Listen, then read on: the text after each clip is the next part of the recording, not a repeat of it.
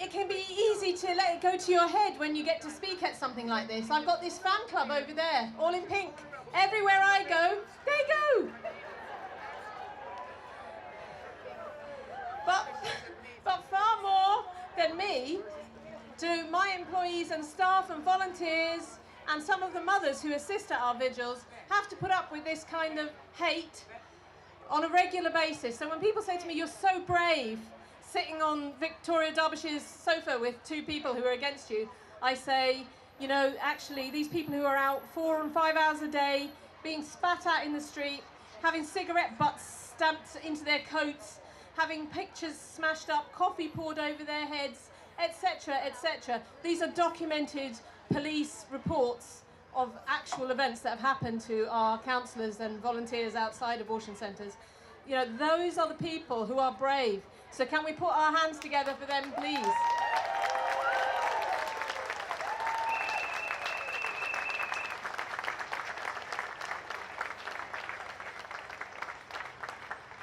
It's terrible to have to speak after someone like Rachel, because how can you top that sincerity and that genuine love for everybody that she has, and that willingness to just share her story and her own vulnerability and her own faults and failings for the good of others. It's just amazing to listen to her. All the speakers today have been amazing. In fact, to just quickly tell you a very short story that I'll probably mess up. One day in the office, I wasn't actually there, one of our counsellors came back from a really tough day at the abortion centre, praying outside, getting abuse, being pulled away from mothers who actually wanted her help and support. And she said, "You know, this is so hard. It's like being at the foot of the cross with Christ." But she said, "Where are the apostles? Where are the bishops?" And someone else in our office said to her, "Well, the apostles all ran away." And she said, "Well, what about John? John didn't run away." That day, Bishop John Keenan tweeted, "I support the vigils." And we looked at Twitter and Facebook, and we were so encouraged. And we said, there is Bishop John. So thank you, Bishop John. Woo!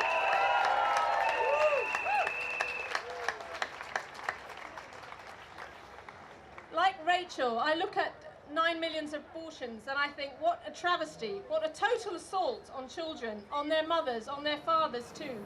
A total assault on our society. How do I begin to speak in the face of 9 million abortions? I cannot even comprehend that number. I cannot begin to comprehend it. What are we to do? We stand here today as a tiny witness to this awful assault on life, and we look around the broken society we live in. We look to the future and we see the threat of nationwide buffer zones, of women being sent home to take their abortion pills alone in their bedrooms, crying into their pillows so that society is not troubled by their cry. We see the total decriminalisation of abortion on the horizon, which really means the total deregulation of abortion, where even the shards of the laws designed to protect mothers and babies are smashed out of the frame to allow the abortion industry a free rein. We see nurses and doctors' freedom of conscience to refuse to participate in abortion being eroded, just like the children that are screened out by abortion. I work for a group that has the dubious honour of having the first buffer zone imposed on our vigil. And I can tell you that standing away from the abortion centre, knowing that some women are entering because they have no other choice, knowing this not because it suits us to think so, but because hundreds and hundreds of women have told us this in the past 20 years. But being forced by the buffer zone to not offer them any alternative at all is a particular form of suffering that our staff and volunteers are having to endure. And yet, through the other vigils we are at, and through the work of our counselling centre, we see many, many women seeking help to avoid abortions they feel coerced into having. This isn't every woman's story. There are plenty of women who choose abortion themselves. We pray for them, but their story does not negate the story of those with little or no choice. In Ealing today, it is illegal for me to stand within 100 metres of the abortion centre and offer a woman a leaflet, even if it only provided a list of help that was available to the woman if she kept the baby and nothing else. There on Mattock Lane, outside Mary Stopes, where a woman bled to death in a taxi after being sent away with a bleeding, torn wound, we cannot even say a prayer. I have spoken repeatedly about those who are not entitled to state benefits or housing. Large numbers of these women are brought to the abortion centre by circumstances beyond their control, and the abortion centre has nothing to offer them but abortion. We are there for them with housing and financial help and moral and practical support. But there are others too, large numbers of women having abortions for someone else, usually a partner who is not ready or who is not interested, sometimes mum and dad who just won't understand. There are women having an abortion today because their contraception let them down, and it just seems the worst of times to have a child. For these women, love and support, real help that allows them to continue with their plans and yet not have to have an abortion, is a totally pro-choice, in the truest sense of the word, offer. And yet, this is now seen as the most offensive thing we can do. Abortion advocates claim that abortion has few minor health risks, but the same people claim that being approached politely and offered a leaflet, or even for those women to just know that someone is praying for them outside an abortion centre, can cause them post-traumatic stress disorder. This is nonsense. Several years ago, we were contacted by a young woman.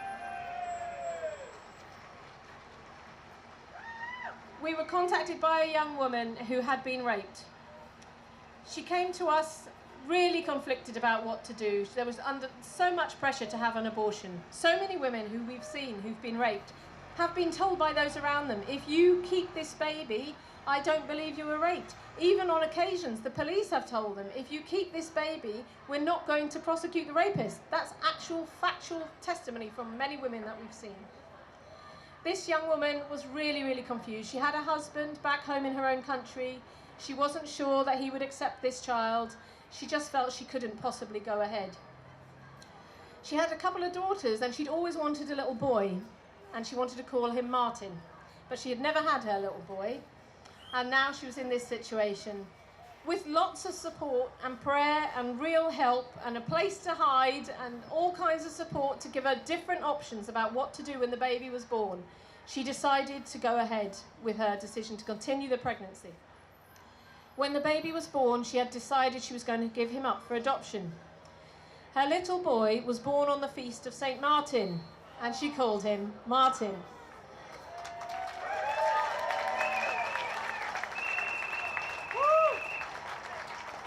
She struggled for a few weeks about what to do, and finally she went to an adoption agency, signed all the papers to hand Martin over for adoption, and went home. Except she didn't go home. The adoption agency had closed, and she sat on the steps of the adoption agency until the morning when she could take back the papers and take back her son.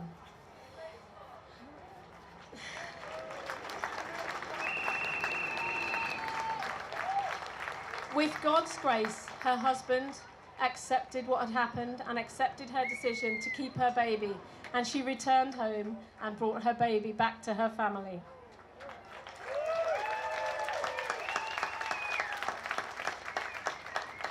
This is what can happen when a woman has love, unconditional support, a place to hide, practical help, all the support that you would give to your sister, you know, like sister supporters do, if you could.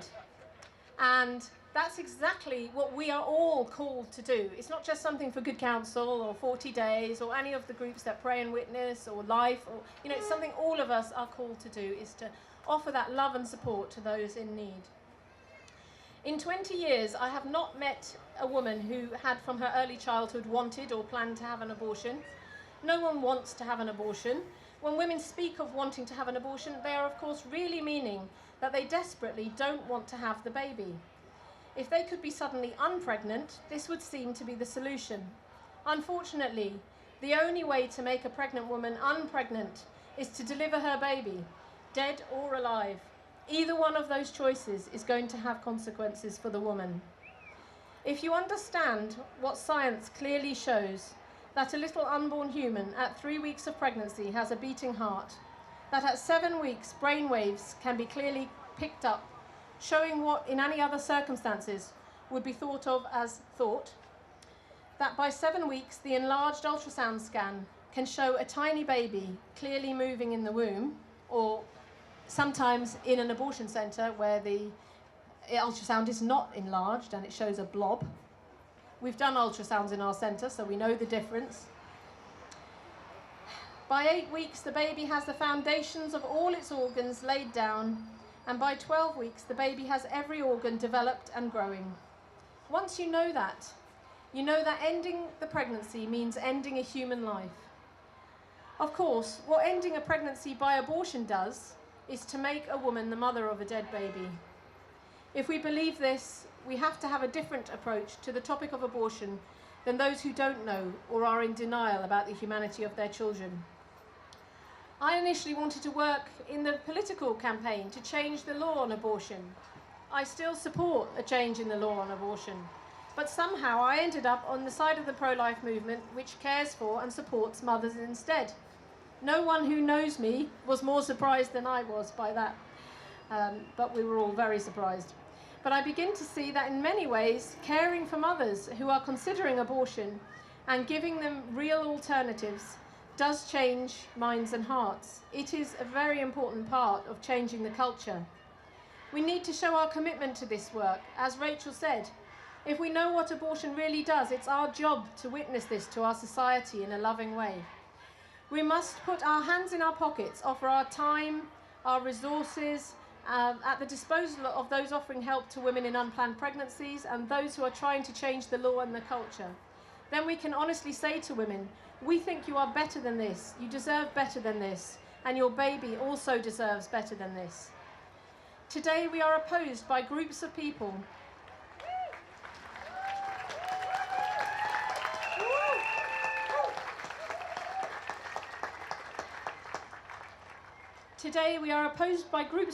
that seem to have a total hatred for us and what we are doing.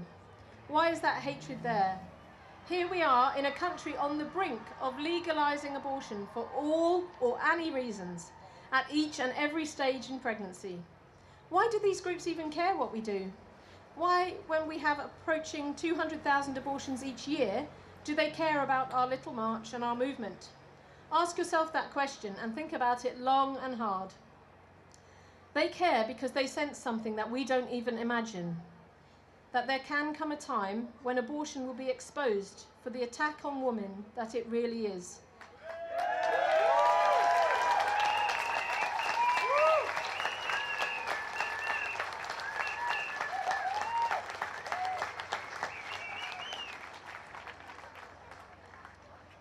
When no amount of marching or blocking the way will hide the reality of the poverty that abortion is.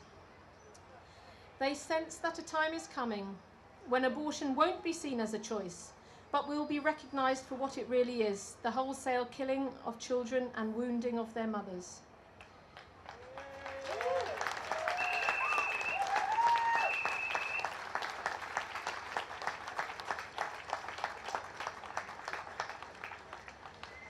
When they stack the decks against us in debates, when they cover our posters, when they lie about the work we do, when they accuse us of harassment, when they shake their heads and say, shame on you, rejoice, because whether they are acting in good faith or bad faith, they can feel that something is changing.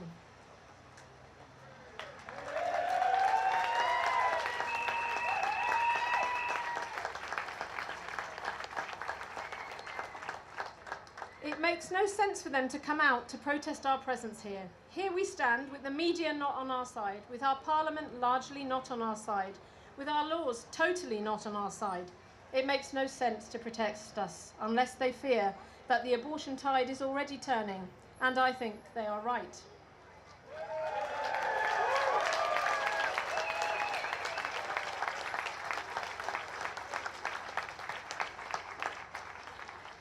Don't expect an overnight change and don't expect that there will be no setbacks. But with prayer and commitment and more prayer, we are beginning to change the culture. The persecution of those who try to be involved in this work will probably get hotter. But do take note that abortions are dropping, that the number of women having abortions in England and Wales has dropped, that the number of women having abortions in London has dropped.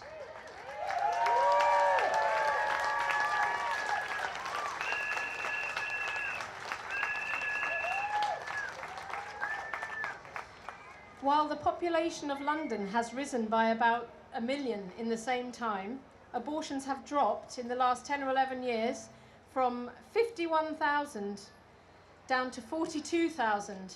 That's a 9,000 drop.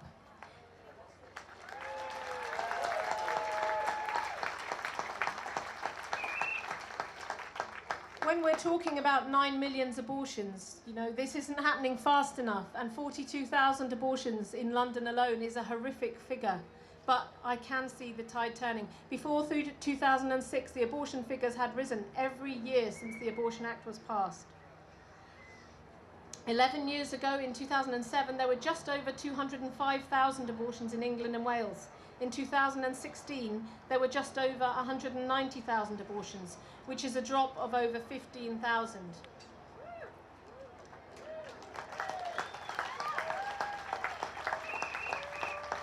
And again, that's in a rising population. The number of women coming to England from Ireland has also dropped from 6,337 in 2006 to 3,989 in 2016. It's exactly this lack of demand for abortion that makes groups like BPAS and Mary Stopes campaign to force abortion on countries like Ireland. You know, they are about money, and when the number of abortions is dropping, they are permanently searching for new markets. Why do you look at a country where abortion has dropped almost by half and say this country needs legal abortion on their own land?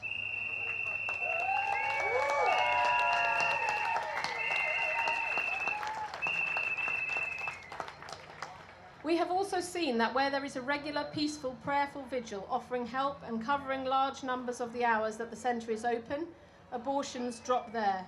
I have been told time and time again, even by members of Parliament, that this is not true, that we scare women away with our tiny, peaceful vigil and that they go elsewhere to have their abortions. But it is, in fact, true. The number of abortions at the Ealing and Twickenham abortion centres, where we have a daily vigil, has dropped by 13.5% and 17% respectively in the last years we have figures for. And no,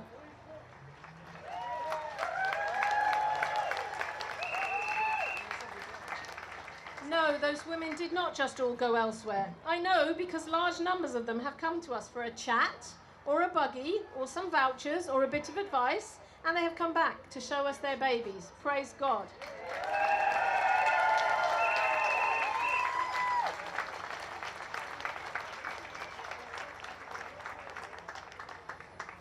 This is happening. People are slowly moving away from abortion. What must we do? Give your time. If you're a believer, give your prayers. We need to have people involved in this peaceful witness to our society that this is wrong and that there are much better ways to help women. We really need large numbers of committed people to be out in all weathers praying and offering support to women while we legally still can. There is little use complaining about buffer zones if we don't go and help at vigils anyway. Commit to fighting these changes in the law. The new Home Secretary, Sajid Javid, needs letters from everyone here asking him not to bring in national buffer zones. You know, we have a mother who is taking Ealing Council to court for the buffer zone we have there, but BPAS have already lined up Parliament and the Home Secretary to try and bring in national buffer zones. So let's actually get writing, you know, real letters, not just the quick email you can do. Real letter, that's 100 points for an MP. It's much more effective than any other means of reaching him, other than going personally to see him. Let's get writing.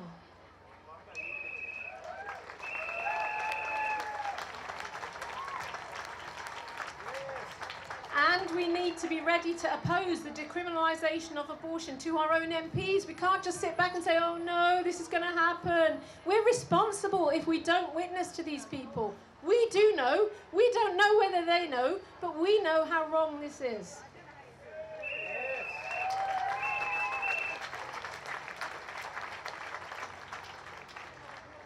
In closing, I bet you're relieved to hear that. It's great to see you all here today, witnessing to the fact that every life deserves love. The buffer zones are a frighteningly totalitarian response to a peaceful witness. I regret bitterly each woman who misses the offer of help outside an abortion centre because of the buffer zone.